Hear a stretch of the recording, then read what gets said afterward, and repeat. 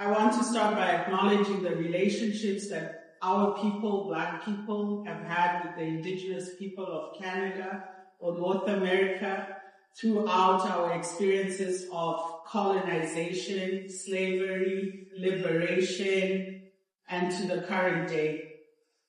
One of the things that we have in common is our stewardship and understanding of the land on which we gather. As somebody who was born and raised in Africa, I was taught to take care of the land because the land takes care of us. And this is a value that we share with Indigenous people here in Canada. And so as we acknowledge this land on which we are gathered, we also acknowledge our privilege in knowing and understanding the land through our cultures and traditions as peoples. So this conference is focused on AI and Black girls and women in AI. I was very disturbed when some of my colleagues at Future Black Female said they were trying to get girls to sign up for this conference, and girls were saying like, nah, AI is for boys. And I was like, what? Like, is that really what young Black girls think, that AI is for boys or for men? And when you look at the numbers, we see that in North America, in Canada, in the US, in North America, less than 2% of AI and tech jobs are Black people. Note that I say people, not women, people. And so Black women in AI and tech are even less than 1%. There was this girl who, 20 years ago, someone she looked up to said to her, "You're not good enough for the sciences. Don't bother wasting your time there."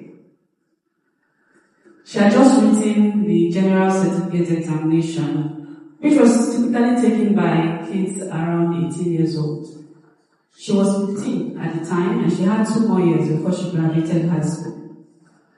But she decided to try out that entrance examination 2 years early, just to see how prepared she was and where she needed to improve.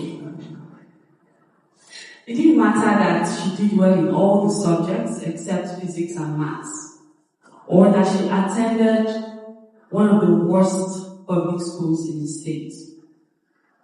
If you're seeing the school on the screen, that's what her classroom looks like.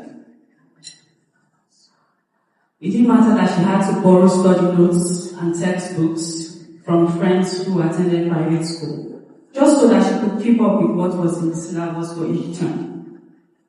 At the end of each term, the exams for all public schools were set by the Ministry of Education. So whether you attended the best schools or the worst school, you still had to take the same exams like everyone else. I mean, just like in life, right? We don't always control the environment. Everyone gets graded, but not everyone is given the same tools to prepare. And our world today rewards performance even when it ignores the obstacles behind it. So instead of letting those words that were said to her defeat her, she decided to prove them wrong. Hello everybody, my name is Maya Hassan, and I'm so happy to be here with you all today. I'm grade 12 student at Sir Winston, a future Black female champion, and I'm definitely not a tech expert. Seriously. I'm going to be talking to you today about my journey creating Amira, an AI chatbot built to support our community and how a simple what if turned into a product for real change. As Muslim women in the West, safe spaces of mental health and self-exploration and identity are not very reflected, and they're very scarce. So noting that gap, my twin sister and I give a wave. We created an AI chatbot and a platform, a podcast, to help Muslim women feel seen and heard. Our mission is to amplify voices globally. And through our podcast and sisterhood, we've reached thousands of listeners in over 40 countries. We saw proactiveness as not simply finding an opportunity, but building those spaces where we didn't feel we were reflected or where we belong. And that's really the message I want to push forward today.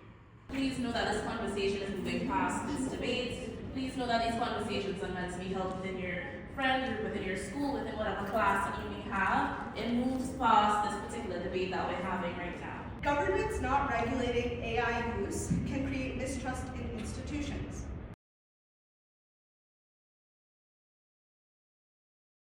If we were building a mental health program just for you and your peers, what would it look like?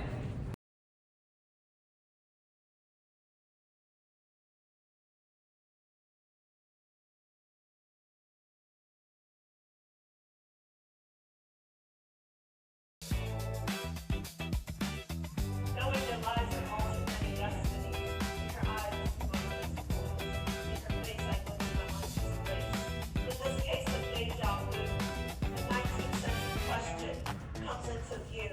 In a time when Sojourner Truth asked, ain't I a woman? Black founders don't get as much because we're not seen as much because we're not on the algorithm to be like, hey. Intelligence means a lot more than what AI is meant to be. And the reason why no one's paying attention to that is because Black people aren't in the room to say these things. If you keep doing what you're doing, the right people will find you anyway, and the right money will find you. Hi guys, my name is Merveille. I'm here at the Black Girl Conference for Future Black Female. Today was such a wonderful day. I spent time teaching Black girls how they can rewrite the algorithm and really be able to participate in the ethical implications of AI to help shape the future that reflects them in their culture.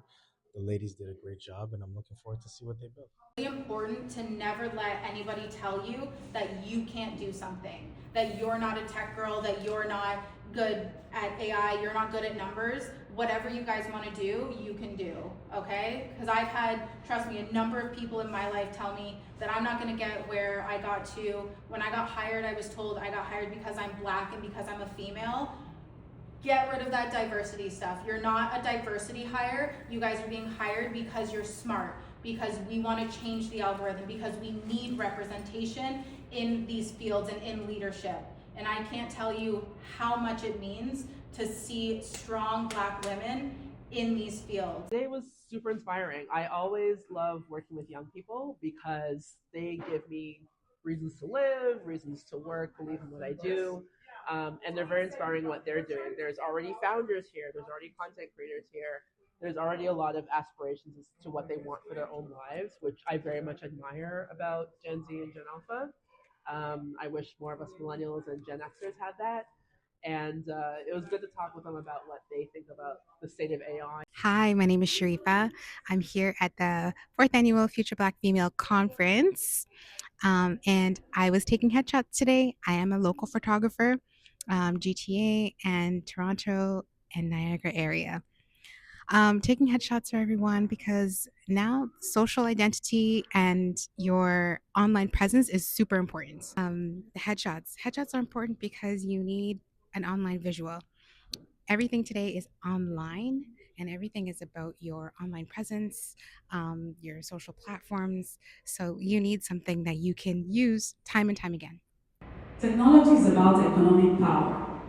Who gets jobs? Who gets funding? Who gets visibility? Who gets protection? And who gets left out?